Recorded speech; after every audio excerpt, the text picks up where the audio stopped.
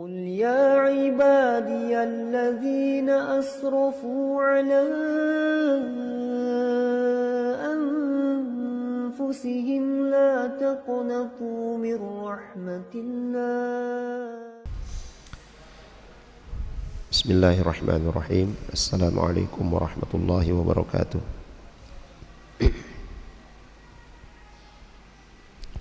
إن الحمد لله نحمده ونستعينه ونستغفره ونعوذ بالله من شرور أنفسنا ومن سيئات أعمالنا. من يهده الله فلا مضل له ومن يضلل فلا هادي له. أشهد أن لا إله إلا الله وحده لا شريك له وأشهد أن محمدا عبده ورسوله. اللهم صل على محمد وعلى آل محمد كما صليت على إبراهيم وعلى آل إبراهيم وبارك على محمد وعلى آل محمد كما باركت على إبراهيم وعلى آل إبراهيم إنك حميد مجيد. يا أيها الذين آمنوا اتقوا الله حق تقاته ولا تموتن إلا وأنتم مسلمون. يا أيها الناس اتقوا ربكم الذي خلقكم من نفس واحدة وخلق منها زوجها وبث منهما رجالا كثيرا ونساء واتقوا الله الذي تساءلون به والأرحام إن الله كان عليكم رقيبا. ثم أما بعد فإن أصدق الحديث كتاب الله وخير الهدي هدي محمد صلى الله عليه وسلم وشر الأمور محدثاتها وكل محدثة بدعة وكل بدعة ضلالة وكل ضلالة في النار. Ma'asyiral muslimin dan muslimat rahimani wa rahimakumullah. Alhamdulillah kita dipertemukan kembali oleh Allah Jalla wa Ala di majelis yang insyaallah diberkahi ini, dan semoga kita semua selalu dalam lindungan Allah Subhanahu wa taala, diberikan kekuatan dan kesabaran dalam mempelajari dan mengamalkan sunnah-sunnah Rasulullah sallallahu alaihi wasallam.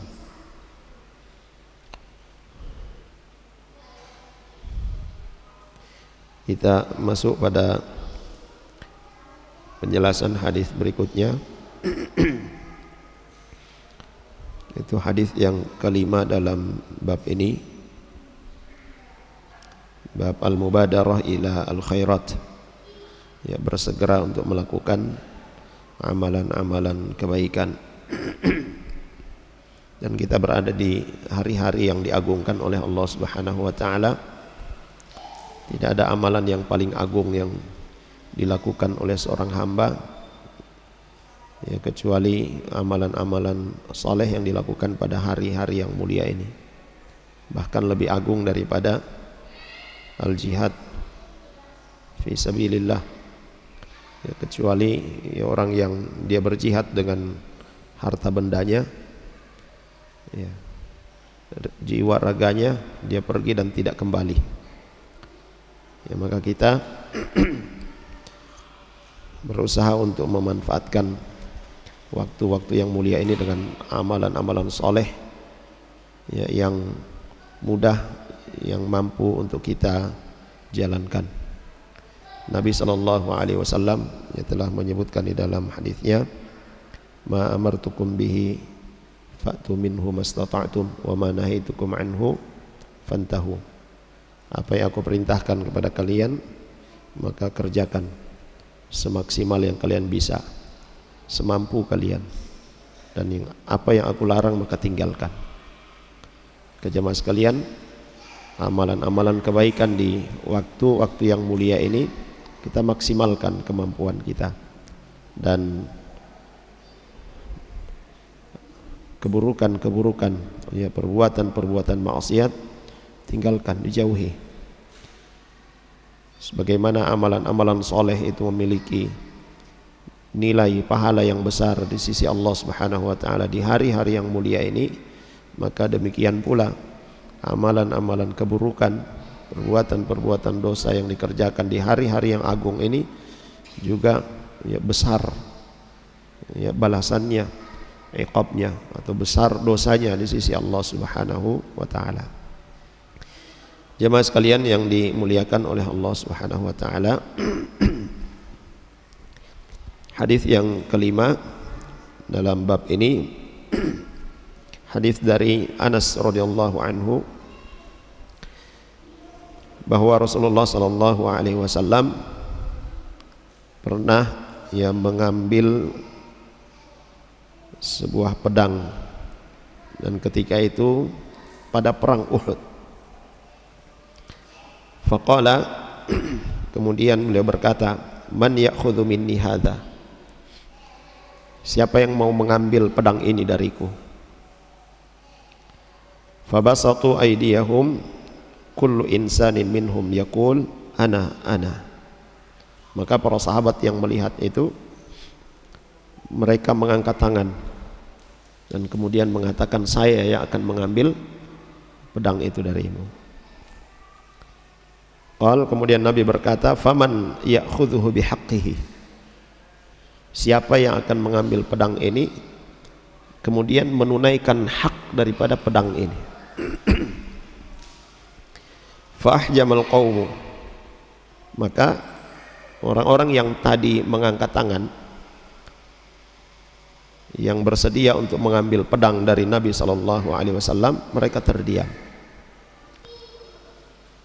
Faqala Abu Dujanah radhiyallahu anhu, maka kemudian Abu Dujanah, salah seorang sahabat Nabi SAW, beliau berkata, ana akhudhuhu bihaqqihi, saya akan mengambil pedang ini beserta dengan haknya, akan menunaikan haknya.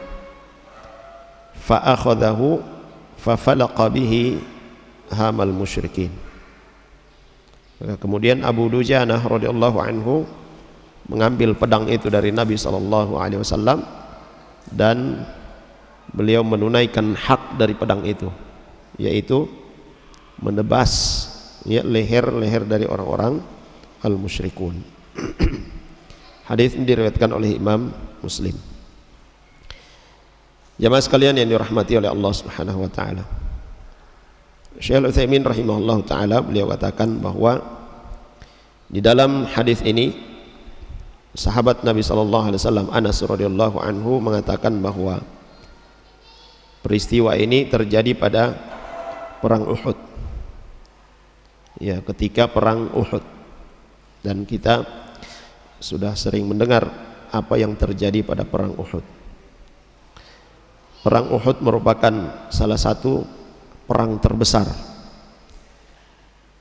yang dilakukan oleh Nabi SAW bersama dengan para sahabat dan dipimpin langsung oleh Nabi SAW. Perang Uhud ini terjadi setahun lebih sedikit setelah perang Badar.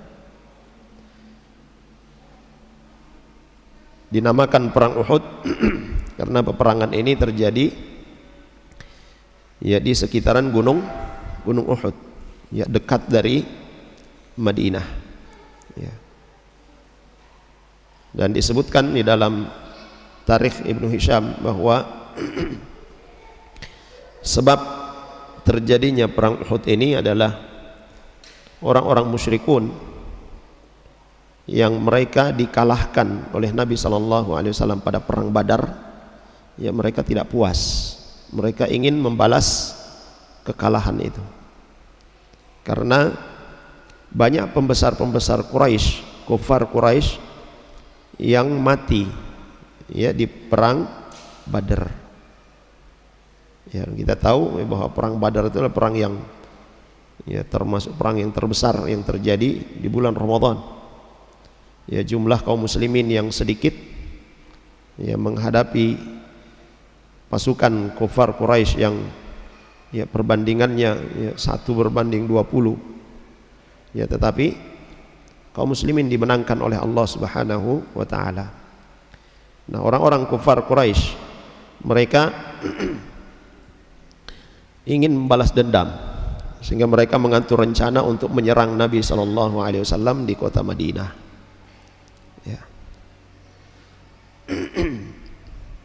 mereka mendatangi kota Madinah, tetapi Nabi SAW mendapatkan informasi dari pamannya, yaitu Al-Abbas ibni Abdul Muttalib radhiyallahu anhu, tentang rencana kedatangan pasukan Quraisy yang dipimpin oleh Abu Sufyan. Dan ya, di barisan mereka juga ada salah seorang yang sangat terkenal ya kepiawaiannya dalam peperangan, yaitu Khalid ibn al-Walid ya radhiyallahu anhu.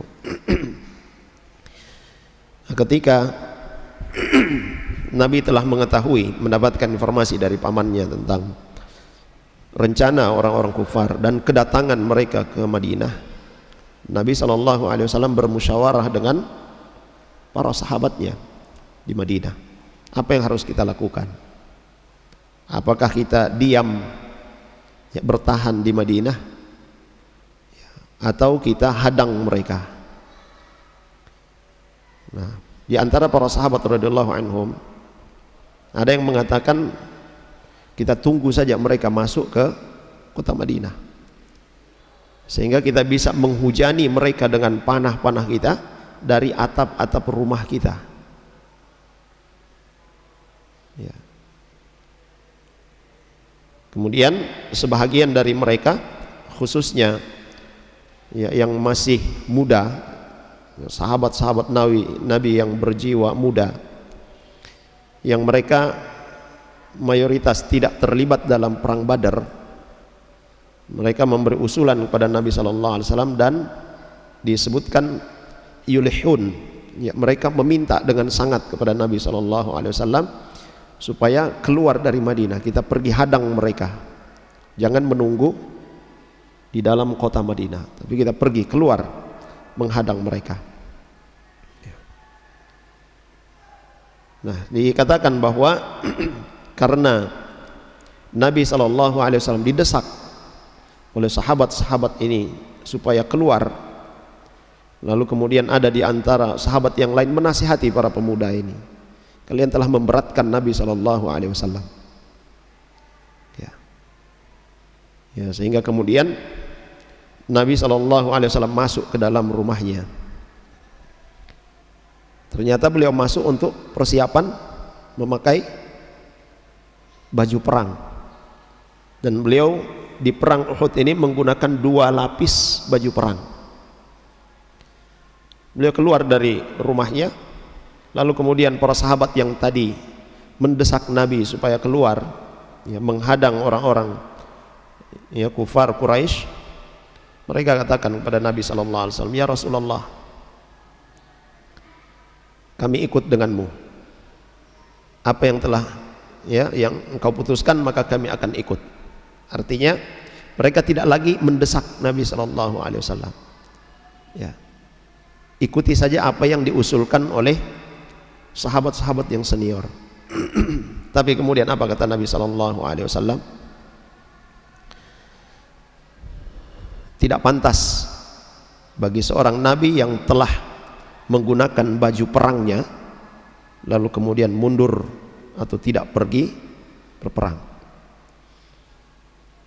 Maka di saat itu Nabi SAW langsung memimpin 1000 orang di antara para sahabat radhiyallahu anhum keluar dari kota Madinah menuju Gunung Uhud ya, karena pasukan musyrikun mereka akan memasuki Madinah melewati Gunung Uhud itu. Nah, bersama 1000 pasukan Nabi SAW berjalan.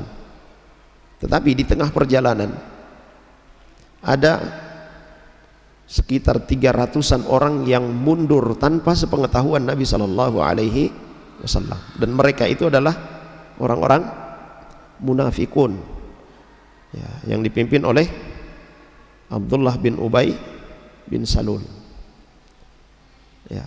Sehingga ketika Nabi SAW melakukan apa istilah inspeksi ya, memeriksa barisan, memeriksa pasukan ya, beliau dapati tinggal 700 pasukan. Nah, 700 orang ini yang kemudian pergi ke Uhud ya. bersama dengan Nabi SAW.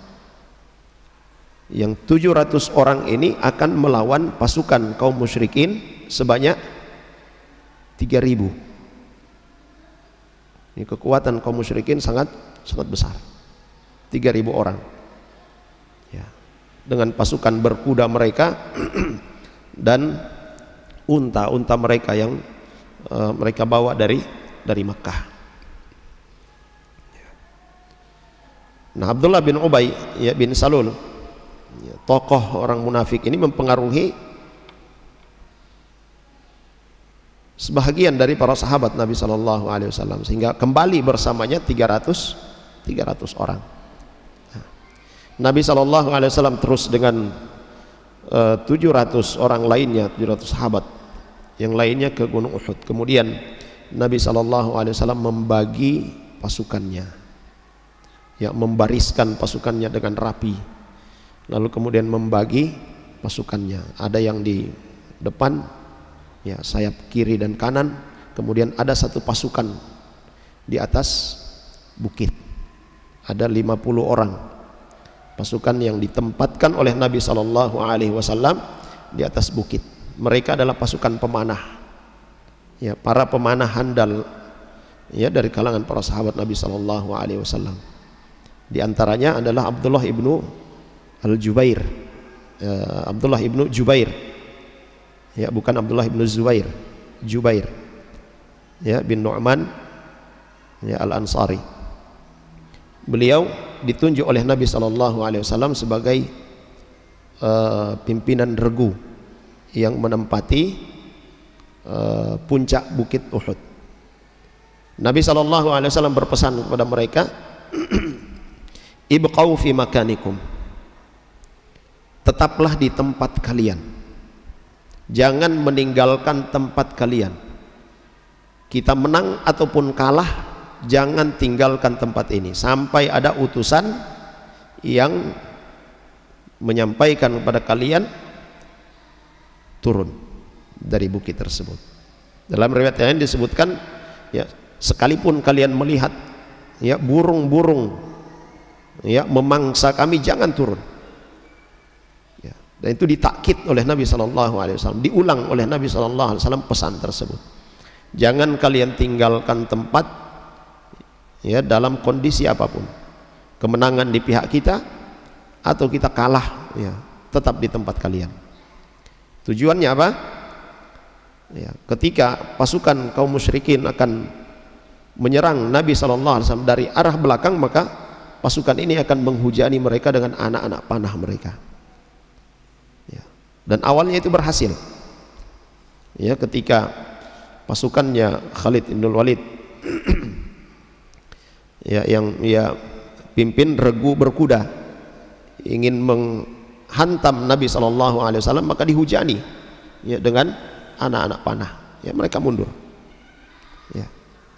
Sampai kemudian, ya, terjadilah apa yang ditetapkan oleh Allah Subhanahu wa taala kepada Nabi SAW dan, ya, sahabat-sahabatnya. Jemaah sekalian yang dirahmati oleh Allah Subhanahu wa taala,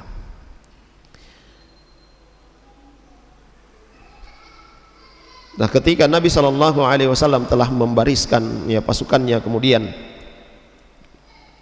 terjadi peperangan, ya.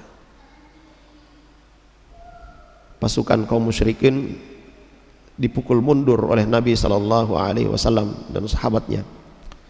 Tetapi di saat grup atau pasukannya Khalid bin Walid melihat ke bukit, sudah tidak ada pasukan pemanah kecuali beberapa orang saja, ya, dikatakan sekitar 10 orang dari 50 orang, tinggal 10 orang. Mereka sudah tinggalkan tempat itu. Kenapa mereka tinggalkan? Ya, di antara para sahabat yang meninggalkan ini beranggapan bahwa larangan Nabi SAW itu sudah tidak berlaku lagi. Kenapa? Karena sudah menang. Mereka melihat, ya, pasukan Nabi SAW itu sudah mengumpulkan harta ghanimah, ya. Ya, sehingga di antara mereka itu mengatakan sudah selesai. Ayo kita turun, kita kumpulkan ghanimah. Nah, Abdullah ibnu Jubair sebagai pimpinan pasukan mengatakan, "La, jangan. Apa kalian tidak dengar? Apa kalian tidak ingat apa yang dipesankan oleh Nabi sallallahu alaihi wasallam? Ya. Jangan tinggalkan tempat ini." Tapi mereka tetap pergi. Nah, tersisa 10 orang, maka pasukan Khalid ibn Walid ya datang ke puncak bukit itu dan menghantam 10 orang yang tersisa, dan dikatakan mereka yang tersisa ini dibantai ya, dimutilasi, hidung mereka dipotong, telinga mereka dipotong, tangan mereka dipotong semuanya ya. Setelah itu kemudian mereka hantam Nabi SAW dan sahabatnya yang berada di bawah, sampai Nabi SAW itu terluka. Orang-orang musyrikun mereka tinggalkan ya pasukan kaum muslimin yang sudah terluka karena beranggapan Nabi sudah wafat, sudah gugur, sudah mati. Abu Sufyan dengan bangganya, dengan congkaknya dia berteriak, dia katakan, "Apakah masih ada di antara kalian Muhammad?" Nah, Nabi mendengar itu dan mengatakan pada para sahabat, "La tujibu, jangan jawab. Apakah di antara kalian masih ada Abu Quhafah?" Ya, Abu Bakar Siddiq radhiyallahu anhu. Maka Nabi katakan jangan dijawab. Ya, demikian pula ya, dia tanya, "Masih ada di antara kalian Umar?" Ya, Nabi katakan jangan jawab. Ya.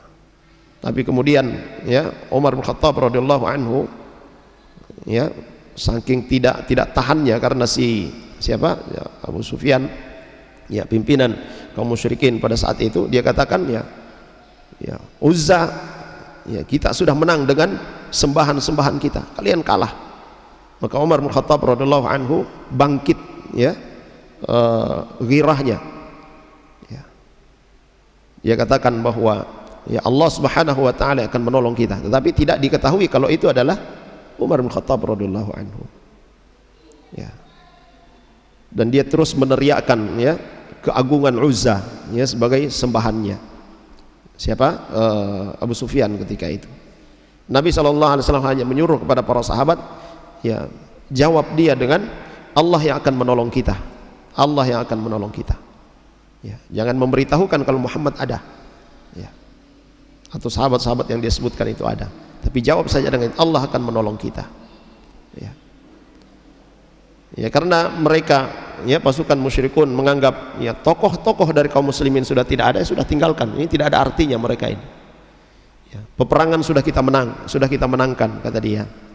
Kalian telah menemukan lawan yang sepadan, kalian kalah, dan peperangan akan terus terjadi, kata dia ya.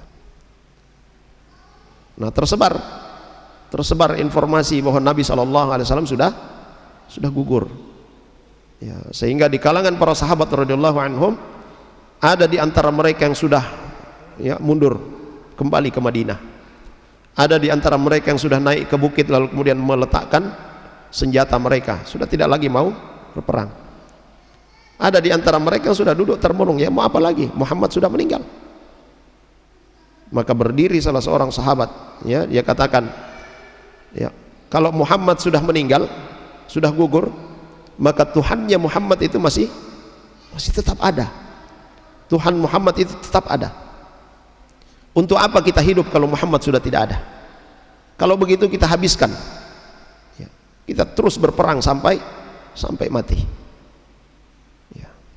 Dan mereka para sahabat radhiyallahu anhum yang tersisa ini terus ya berperang dengan ya para musyrikun, sampai kemudian orang-orang musyrikun ini ya tidak lagi memperdulikannya ya, mereka langsung pergi ya. Tapi Nabi SAW itu terluka ya.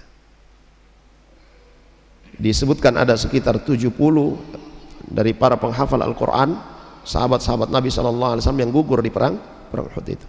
Apa sebabnya jemaah sekalian? Ya, ini sudah sering kita sampaikan. Sebabnya itu karena apa? Di antara para sahabat yang ditugaskan oleh Nabi SAW, yang dipesankan oleh Nabi SAW, tinggal di tempat, jangan turun apapun kondisinya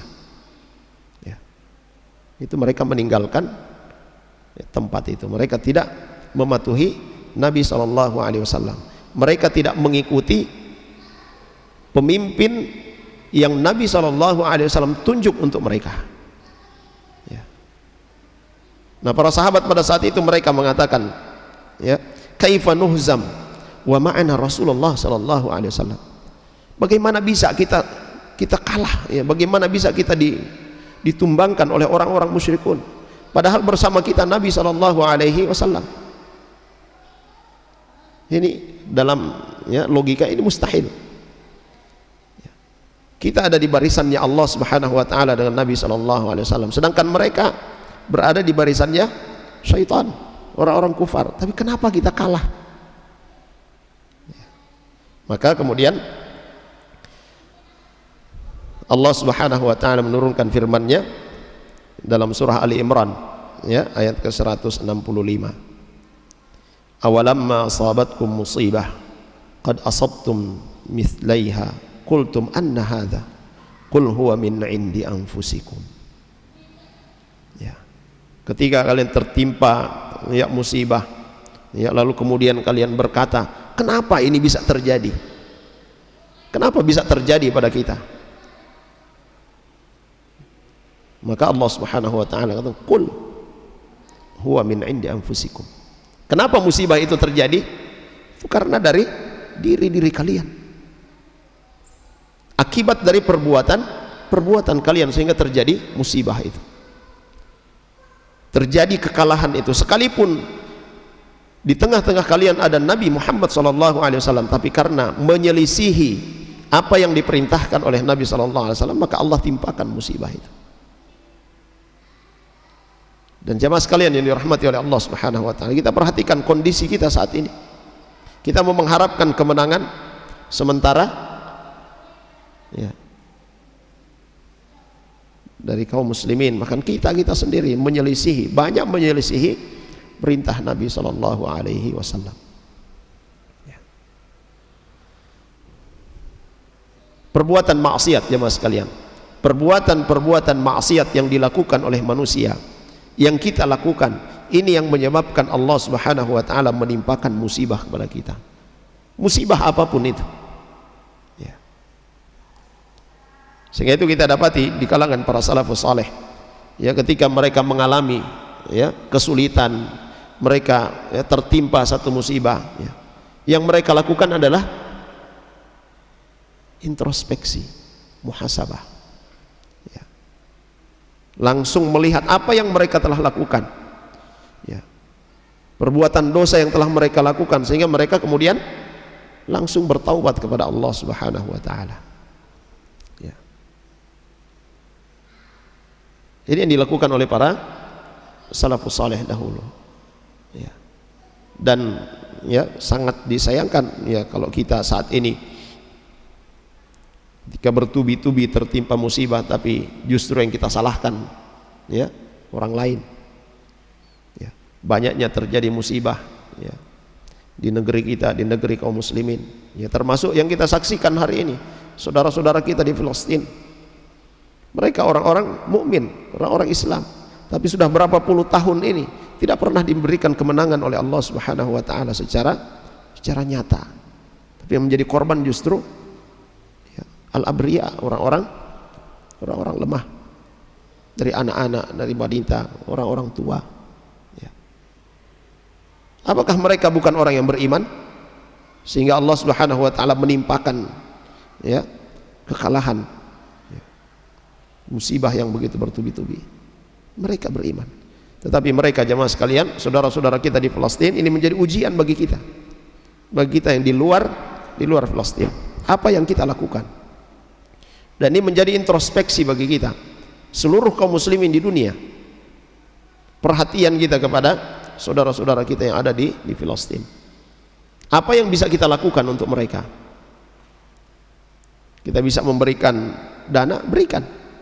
Kita tidak punya, hanya bisa doakan. Kalau doa tidak pernah lagi kita berikan untuk saudara-saudara kita di sana, ini musibah besar bagi kita semua.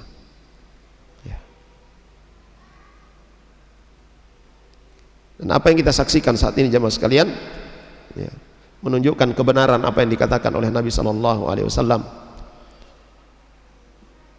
Antum kuthur, kalian banyak, lakin gutha ka gutha isail. Ya, Nabi sallallahu alaihi wasallam ketika menggambarkan kondisi umat Islam nanti itu seperti apa? Makanan yang ada yang dihidangkan, yang dikerumuni oleh orang-orang yang kelaparan. Ya, orang kalau sudah kelaparan lihat makanan, apa yang mereka lakukan? Ya, baku rebut. Ya, para sahabat bertanya, ya Rasulullah, apakah karena kita ketika itu sedikit? Apa jawab Nabi sallallahu alaihi wasallam? La, tidak. Kalian saat itu banyak, tetapi banyaknya kalian tidak ubahnya seperti buih di lautan. Tidak ada kualitasnya. Kualitas umat ini jemaah sekalian ada pada ketaatan mereka kepada Allah Subhanahu wa taala dan Rasulnya. Ya. Bukan sekedar kualitas duniawi, punya kecerdasan IQ 2000 dan sebagainya, tidak. Tetapi ya, ketakwaan kepada Allah Subhanahu wa taala itu kualitas, ya, yang bisa mengantarkan seorang untuk mendapatkan kemenangan. Ya, sebagaimana yang telah dilalui oleh Nabi sallallahu alaihi wasallam dan para sahabatnya ya dalam perang Badar. Nah, pada perang Uhud ini diberikan pelajaran oleh Allah Subhanahu wa taala. Satu, ya, pelanggaran yang dilakukan yaitu tidak mengindahkan ya perintah Nabi sallallahu alaihi wasallam, ya. Kemudian Allah Subhanahu wa taala juga sebutkan dalam surah Ali Imran ayat 152, hatta idza fashiltum wa tanaza'tum fil amri wa 'asaitum min ba'di ma arakum ma tuhibbun, ya. Ketika kalian dalam kondisi ya kalah lalu kemudian bertikai dalam persoalan itu, kalian berbuat maksiat, ya, sehingga kalian dapati ya kondisi kalian atau keadaan kalian tidak yang kalian inginkan, ya. Maka di sini jemaah sekalian, Allah Subhanahu wa taala yang menyebutkan pada kita bahwa perbuatan maksiat, ya, perbuatan maksiat yang kita lakukan, yang dilakukan oleh umat ini, sehingga apa yang tidak kita inginkan terjadi pada kita, ya. Saudara-saudara kita di Palestina itu merupakan ujian bagi kita, ya. Ujian keimanan kita, ujian ya kualitas daripada ya beragamanya kita kepada Allah Subhanahu wa taala. Jemaah sekalian yang dirahmati oleh Allah Subhanahu wa taala. Kemudian kata beliau rahimahullah taala, al-muhim anna Rasul sallallahu alaihi wasallam akhadha sayfan, ya. Yang jadi bahasan kita pada hadis ini adalah Nabi sallallahu alaihi wasallam mengambil pedangnya lalu kemudian berkata kepada para sahabatnya, siapa yang hendak mengambil, ya, siapa yang mau ya mengambil pedang ini dariku, ya. Mereka ya berkata, na'khudhu, kami akan mengambilnya, ya. Sambil mengangkat tangan mereka mengatakan, ya saya akan mengambilnya. Tapi di saat Nabi sallallahu alaihi wasallam mengatakan siapa yang akan menunaikan haknya, maka para sahabat terdiam. Kenapa mereka terdiam? Karena mereka belum tahu apa haknya pedang itu, ya. Barangkali haknya berat kita tidak bisa lakukan, ya. Atau apa saja yang harus kita lakukan dengan pedang itu, ya. Yakhshawna anna haqqahu yakunu kabiran jiddan la yastati'una al-qiyam bihi, yakhshawna aidan an ya'jazu 'anil qiyam bihi, fayakunu qad akhadhu hadha sayf ala ahdi min Rasulullah sallallahu alaihi wasallam thumma lam yufu bihi. Mereka terdiam, ya, mereka tidak jadi mengambilnya karena kekhawatiran itu, rasa takut mereka tidak bisa menunaikan hak daripada pedang tersebut. Jangan sampai sudah berjanji kepada Nabi sallallahu alaihi wasallam untuk menunaikannya tetapi mereka tidak mampu. Lakin Allah Subhanahu wa taala, tetapi Allah Subhanahu wa taala memberikan taufik kepada salah seorang sahabat yaitu Abu Dujanah. Ya, salah seorang sahabat Abu Dujanah radhiyallahu anhu. Maka beliau katakan, ana akhudhuhu bihaqqihi, saya akan mengambilnya ya Rasulullah, dan akan menunaikan hak daripada pedang tersebut. Fa akhadhahu bihaqqihi wa huwa an yadriba bihi hatta yankasir. Haknya pedang tersebut adalah digunakan dalam perang sampai pedang itu patah. Ya, itu haknya. Jadi selama pedang itu masih tetap utuh, harus ditunaikan, digunakan dalam peperangan. Ya. Nah, Abu Dujana yang mengambil itu. Maka ketika beliau radhiyallahu anhu mengambil pedang tersebut dari Nabi SAW, beliau kemudian menggunakan pedang tersebut untuk menebas ya leher-leher dari orang-orang musyrikun. Nah, kata beliau rahimahullah taala, fi hadza dalilun ala annahu yanbaghi lil insan an yubadira bil khair wa an la yata'akhkhar wa an yasta'ina billahi azza wa jalla, wa huwa idza ista'ana billahi wa ahsana bihi dhann a'anahu Allah. Ya. Dalam hadis ini adalah dalil ya yang menunjukkan bahwa seyogianya seorang itu bersegera untuk melakukan kebaikan. Ya. Ketika Nabi mengumumkan siapa yang mau mengambil pedang ini, artinya itu ketika mengambil pedangnya untuk digunakan di peperangan perang Uhud ini. Ya. Para sahabat langsung angkat tangan, saya yang akan mengambilnya, saya akan mengambilnya. Ya. Tapi saat beliau katakan siapa yang mau tunaikan haknya, para sahabat terdiam. Apa haknya pedang ini? Jangan sampai berat, ya saya tidak mampu. Ya. Sudah berjanji kepada Nabi lalu kemudian saya tidak tunaikan, kan berdosa. Ya. Tetapi Abu Dujana, ya beliau yang langsung kemudian ya mengangkat tangan. Ya, beliau kata saya akan mengambilnya. Dan dia tentunya ya bertawakal kepada Allah Subhanahu wa taala, meminta pertolongan kepada Allah Subhanahu wa taala. Dan sini beliau katakan, siapa yang meminta pertolongan kepada Allah Subhanahu wa taala, siapa yang berhusnudzan, ya berbaik sangka kepada Allah Subhanahu wa taala, maka dia pasti akan ditolong oleh Allah Subhanahu wa taala. Ya. Dia bertawakal kepada Allah, dia meminta pertolongan kepada Allah, dan dia berbaik sangka kepada Allah, maka Allah Subhanahu wa taala akan menolongnya dalam melakukan apa yang menjadi tanggung jawabnya, yang menjadi tugasnya. Ya. Kemudian kata beliau, katsirun minan nas rubbama yastakthirul ibadah. Banyak di antara manusia mungkin mereka melihat ibadah itu sangat banyak dan mereka melakukannya. Ya. Tapi kemudian merasa bahwa ibadah ini berat. Saking banyaknya yang dia lakukan sehingga dia merasa wah, ibadah ini berat. Ya. Lalu kemudian dia tinggalkan. Ya. Dia mundur untuk melakukan ibadah-ibadah yang dilakukan itu. Nah, ini jemaah sekalian yang dirahmati oleh Allah Subhanahu wa taala. Ketika seorang bersandar pada dirinya, ya, bertumpu pada kekuatan dirinya saja, maka dia akan terkalahkan. Dia tidak akan mampu. Karena sejatinya seorang itu ketika dia beribadah kepada Allah Subhanahu wa taala dengan berbagai macam ibadah, ya, itu bukan kekuatan darinya, tetapi Allah Subhanahu wa taala yang memberikan taufik kepadanya, memberikan kekuatan padanya untuk beribadah kepada Allah Subhanahu wa taala. Orang yang ya dia di setiap malam dia bangun untuk mendirikan salat tahajud, ya, itu bukan karena kekuatan yang ada pada dirinya, tetapi Allah yang berikan itu.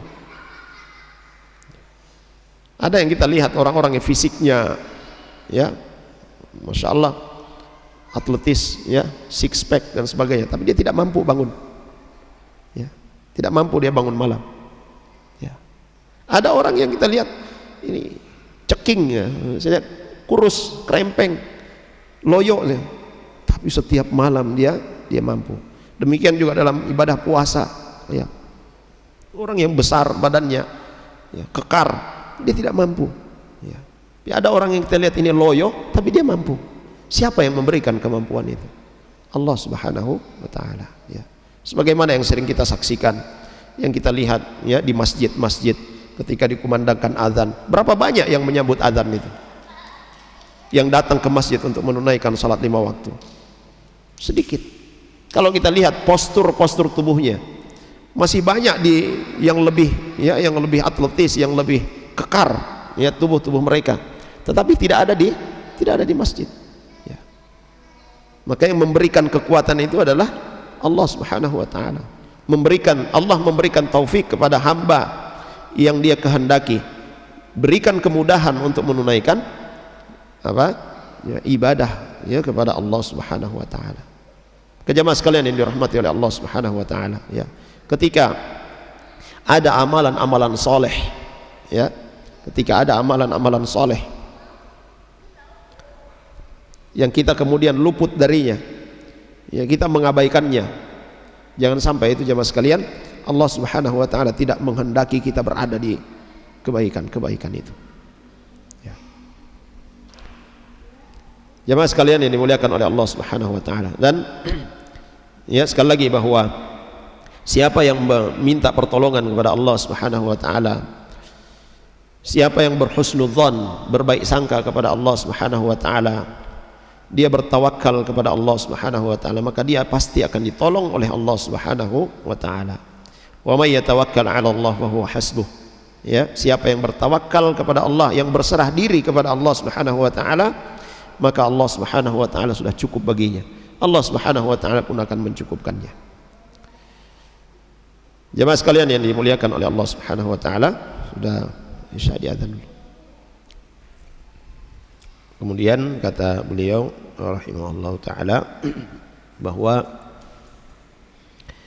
fi hadza al-hadits dalilun aidan ala husni riayatin Nabi sallallahu alaihi wasallam li ummatihi. Ya, dalam dalil ini juga ada, dalam hadis ini adalah dalil yang menunjukkan ya bagusnya Nabi sallallahu alaihi wasallam dalam memimpin umatnya ya. Karena apa? Nabi sallallahu alaihi wasallam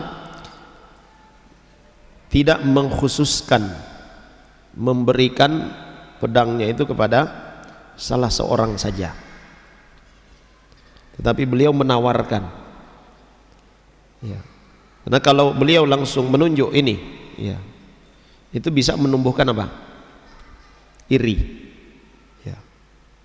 Ya, bisa menumbuhkan iri di antara para sahabat radhiyallahu anhum. Dan para sahabat adalah manusia ya, maka apa-apa yang terjadi pada manusia, sifat-sifat yang ada pada umumnya manusia juga ada pada diri para sahabat radhiyallahu anhum. Maka dalam hal ini Nabi sallallahu alaihi wasallam ketika beliau mengambil pedangnya itu tidak langsung menyerahkan kepada seorang, tetapi beliau menawarkan siapa yang mau mengambil pedang ini ya. Ya. Kemudian kata beliau, wa hakadha yambagi lil insan alladhi istar'ahu Allahu ra'iyatan. Maka ya begitulah seyogianya ketika Allah Subhanahu wa taala menentukan seorang menjadi pemimpin ya, hendaklah dia ya tidak menjadikan orang-orang tertentu sebagai anak emasnya ya. Ya, tidak menjadikan orang-orang tertentu itu sebagai anak emasnya. Wa alla yatasarraf tasarrufan yadhunnu annahu muhabun fihi. Ya, juga tidak menampakkan kecenderungan seorang pemimpin itu kepada seseorang yang kemudian orang-orang itu melihat wah ini orang yang dikhususkan, sehingga mendapatkan perlakuan khusus ya, yang tidak sama dengan yang diberikan kepada atau yang diperlakukan kepada yang lain ya.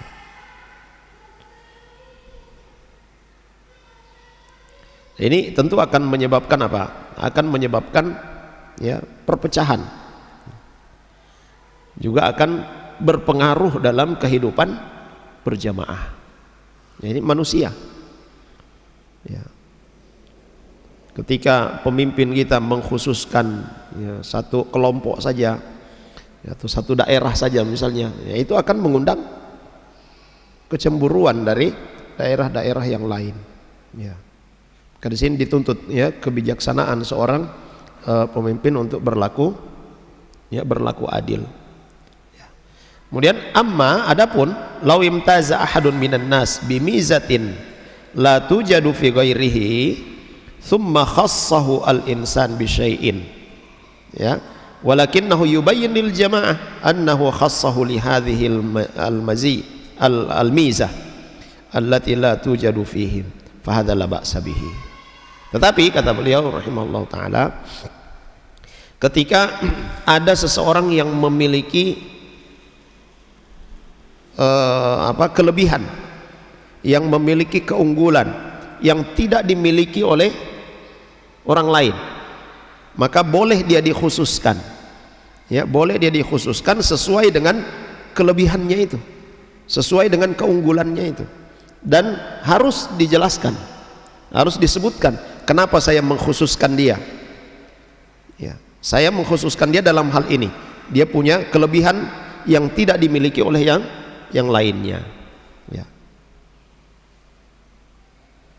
Jadi kalau dalam bahasan para ustadz, para ulama mutakhirin, disebut dengan, kalau bahasa kita, nepotisme, ya. Nepotisme itu apa hukumnya? Boleh tidak? Nepotisme ini kan mengedepankan kerabat, ya, atau orang yang terdekat dari kita. Boleh nggak? Hah? Boleh nggak nepotisme? Ya, boleh, boleh, tidak. Ya. Ya, nepotisme itu boleh, ya, tetapi pada kadarnya, ya. Kalau kerabat kita, keluarga kita, orang yang kita kenal, dia punya kompetensi di situ, maka dia yang kita dahulukan. Dari satu tanggung jawab, dari satu amanah, ya, seorang pemimpin misalnya, dia akan membuat satu program, ya, satu urusan yang akan diterapkan, ya, secara umum kepada masyarakatnya, ya, dia lihat di antara keluarganya ada yang mampu, ya, dan kemampuannya di atas rata-rata daripada yang lainnya. Oh, sini kamu, ya. Ada yang sama, ya, kemampuannya sama dengan keluarganya ini, memiliki kemampuan yang sama dengan beberapa yang lainnya. Boleh tidak dia kedepankan keluarganya? Boleh dikedepankan. Tapi yang menjadi ukuran adalah kompetensi itu, kemampuan itu, ya. Dan itu harus dijelaskan, ya, harus dijelaskan untuk menghindari apa? Ya, terjadinya kecemburuan, ya. Dan berawal dari kecemburuan itu muncul hasad, ya, jamaah, ya, persatuan itu akan rusak, ya. Dan jamaah sekalian yang dirahmati oleh Allah Subhanahu wa taala, Nabi kita Muhammad sallallahu alaihi wasallam adalah seorang pemimpin yang bijaksana, ya, seorang pemimpin yang menjalankan kepemimpinannya berdasarkan wahyu dari Allah Subhanahu wa taala, ya. Maka ya kita berusaha, ya, siapa yang diberikan amanah oleh Allah Subhanahu wa taala, ya, untuk memimpin, ya, memutuskan sesuatu, ya, berdasarkan, ya, petunjuk-petunjuk dari Nabi sallallahu alaihi wasallam, ya, yang kita lihat, yang kita dapati dari sirah, ya, perjalanan kehidupan Nabi sallallahu alaihi wasallam.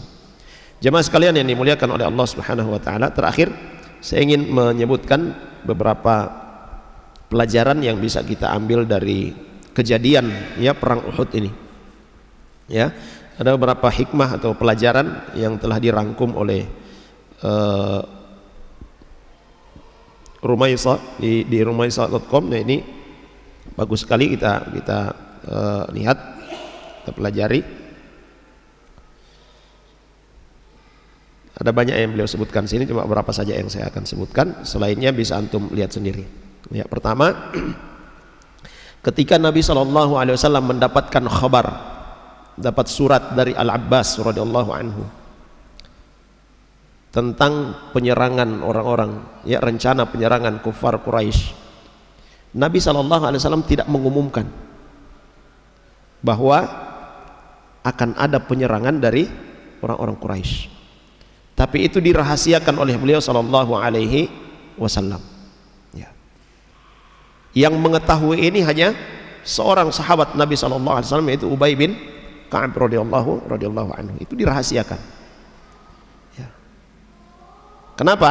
Jangan sampai ketika diumumkan, diberitahukan, lalu kemudian orang-orang berbicara, ya, orang-orang bercerita, sehingga kemudian berita penyerangan orang-orang kufar Quraisy sudah sampai kepada Nabi SAW, dan itu kembali lagi kepada mereka, sehingga orang-orang musyrikun mengetahui, oh ternyata rencana kita ini sudah diketahui, ya. Maka mereka bisa akan merubah strategi mereka, ya. Nah, Nabi SAW merahasiakan itu, ya. Ini supaya mereka berprasangka bahwa Nabi tidak tahu, padahal Nabi SAW sudah tahu, ya, rencana mereka itu. Dan ini juga disebutkan di dalam hadis dari Mu'adz bin Jabal radhiyallahu anhu bahwa Rasulullah SAW bersabda, "Ista'inu ala injahi al-hawaiji bil kitman, fa inna kulladzi ni'matin mahsudun." Ya, kata Nabi SAW, sukseskanlah penyelesaian hajat kalian dengan menyembunyikan hajat tersebut. Jadi kita punya niat untuk melakukan sesuatu, sembunyikan itu, jangan diumbar, ya. Karena ada kebaikan-kebaikan yang akan kita lakukan, itu pasti ada orang yang hasad, ya. Ini kadang kita baru rencana membuat ini, langsung disebar ke medsos. Akhirnya bahwa orang-orang yang tidak suka, mereka sudah membuat ini, harus kita halangi mereka, ya. Dari sini jemaah sekalian, butuh strategi sebagaimana yang dilakukan oleh Nabi SAW. Tidak semua kebaikan yang akan kita lakukan atau sedang kita lakukan kita sampaikan, tidak semua, ya. Ada yang perlu untuk kita sembunyikan. Ada orang-orang yang sudah diberikan ini, ya, diumbar, ya. Ketika ditegur akhi atau ukhti, ya, tidak usah lah. Ini kan tahadduts bin ni'mah, ya, tahadduts bin ni'mah. Ini kan bagian dari kita mengungkapkan, menampakkan nikmat Allah Subhanahu wa taala, ya. Tapi ingat, ada orang-orang yang hasad, ya.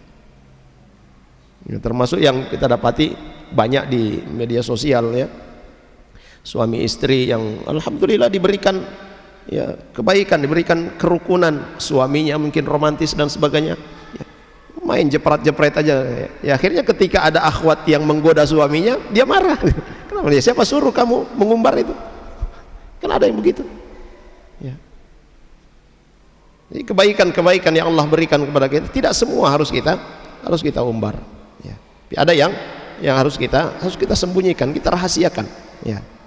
Nah, ini Nabi SAW katakan, ini kita ingat jemaah sekalian, ya, ista'inu ala injahil hawaij bil kitman, ya, sukseskan penyelesaian hajat kalian dengan menyembunyikan hajat tersebut. Karena setiap orang yang memiliki nikmat pasti akan mendapatkan sikap hasad dari orang lain, itu pasti.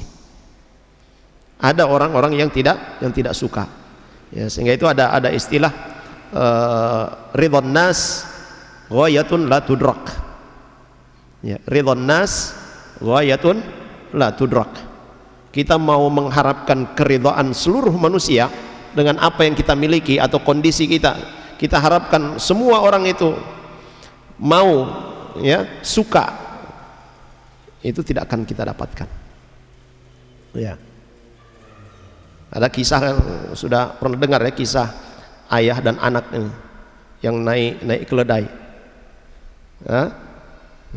Ayah dan anak ini naik keledai lewat di satu kaum, mereka katakan, kemain ini orang tidak ada kasih sayang, keledai kecil ditunggangi 2 orang, ya. Akhirnya sudah dia turun, ya, anaknya yang dia naikkan, terus si bapak jalan menuntun keledainya lewat satu kaum. Kan main ini anak ini tidak tahu berbakti kepada orang tua, ya. Masa dia naik baru ayahnya yang berjalan? Akhirnya ganti posisi, ya, bapaknya yang naik, anaknya yang berjalan. Lewat lagi satu kaum, mereka berkata lagi apa? Ini bapak tidak ada kasih sayang sama anaknya, masa anaknya dia kasih berjalan? Akhirnya apa yang dilakukan? Ya sudah, dua-duanya turun berjalan, ya. Apalagi kata orang, ini orang bodoh, ada kendaraan tidak dinaiki. Ridhon nas ghayatun la tudrak. Kita mau mencari keridhaan seluruh manusia, itu satu harapan yang tidak akan bisa kita capai. Tapi siapa yang mencari keridhaan Allah Subhanahu wa taala, maka dia akan dapatkan itu. Dengan cara apa?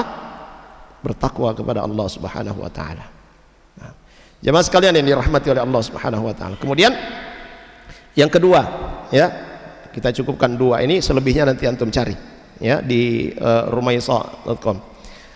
Musyawarah, ya, Rasulullah sallallahu alaihi wasallam seorang pemimpin, seorang presiden, ya, seorang khalifah, ya, seorang nabi, ya, beliau sallallahu alaihi wasallam dalam memutuskan sesuatu beliau tetap bermusyawarah dengan sahabat-sahabatnya, ya.